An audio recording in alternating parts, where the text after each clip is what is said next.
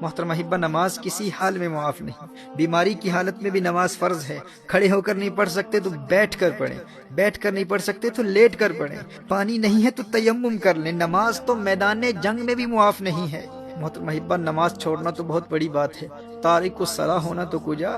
ہمارے اسلاف تو اس تصور سے بھی ڈرتے تھے کہ کہیں نماز میں سستی کرنے والوں میں ان کا نام نہ لکھا جائے، یا نماز ضائع کرنے والوں میں ان کا شمار نہ ہو جائے۔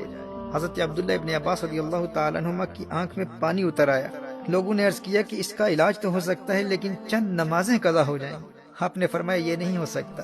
میں نے نبی کریم صلی اللہ علیہ وآلہ وسلم سے سنا ہے کہ جو شخص نماز نہ پڑھے وہ اللہ جل وعلا کے یہاں ایسی حالت میں حاضر ہوگا کہ اللہ جل وعلا اس سے ناراض ہوگا۔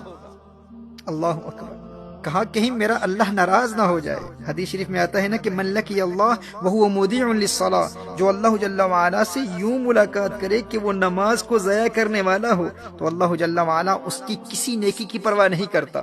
وہ خود کو نیکوکار سمجھے گا کہ میری اور تو بہت نیکیاں ہیں، ٹھیک ہے میری نماز قضا ہو گئی تھی لیکن میں نیک تو ہوں، میں صدقات دیتا ہوں، میں نے مسجدیں بنائی ہیں، میں خدمت خلق بجا لاتا ہوں، میرے اخلاق اچھے ہیں، یعنی اس کی اور بے شمار نیکیاں ہوں گی۔ وہ روزے دار بھی ہوگا، اس نے حج بھی کیا ہوا ہوگا، وہ خدمت خلق بھی بجا لاتا ہوگا، صدقات بھی دیتا ہوگا۔ وہ کہے گا کہ میری اور بے شمار نیکیاں ہیں، میں ایک اچھا انسان ہوں، کبھی کسی پر ظلم نہیں کیا، میں نے کبھی کسی کو مارا نہیں ہے، میں نے کسی کو کوئی تکلیف نہیں پہنچائی۔ کہا کہ اگر وہ تارک الصلاۃ ہے، اگر اس کی نمازیں ضائع ہو جاتی ہیں، اگر وہ نمازیں قضا کرتا ہے تو اللہ جل وعلا کو قیامت کے روز اس کی کسی اور نیکی کی پرواہ نہیں ہوگی۔ یہ حضور اکرم صلی اللہ علیہ وسلم کی حدیث ہے۔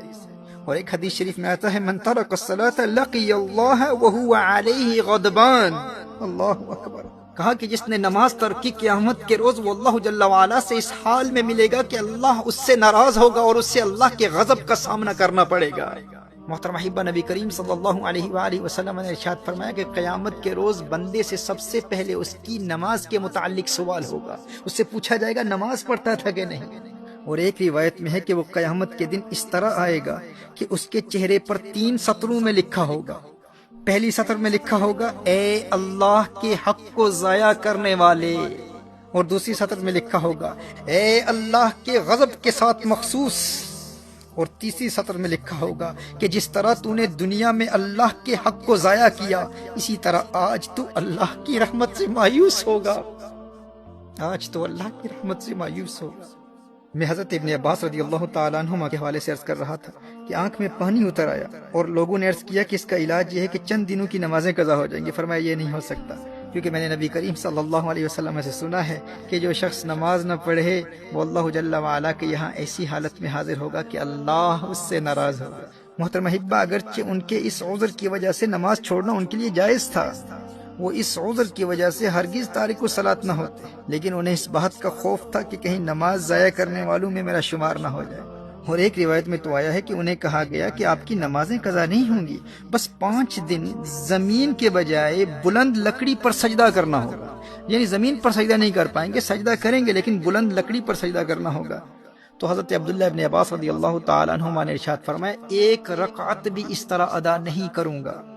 میرے دوست، جسے سجدے کی لذت مل جائے وہ کہتا ہے کہ بھائی بینائی جاتی ہے تو جاتی رہے، لیکن ایک سجدے کی لذت سے جو روشنی اور بینائی دل کی آنکھ کو ملتی ہے اس کا مقابلہ و موازنہ ماتھے کی آنکھ کی روشنی سے کہاں کیا جا سکتا ہے۔ وہ ایک سجدہ جسے تو گراں سمجھتا ہے 1000 سجدوں سے دیتا ہے آدمی کو نجات۔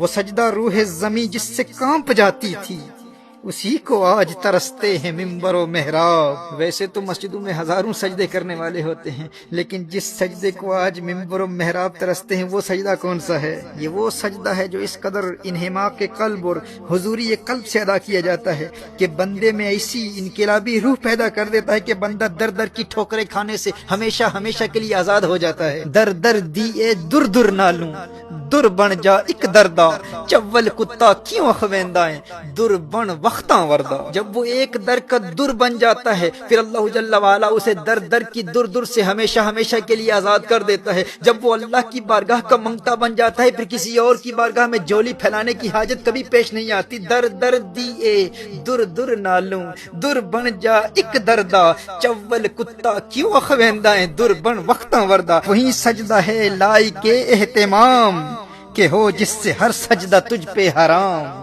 وہی سجدہ ہے لائق اہتمام کہ ہو جس سے ہر سجدہ تجھ پہ حرام۔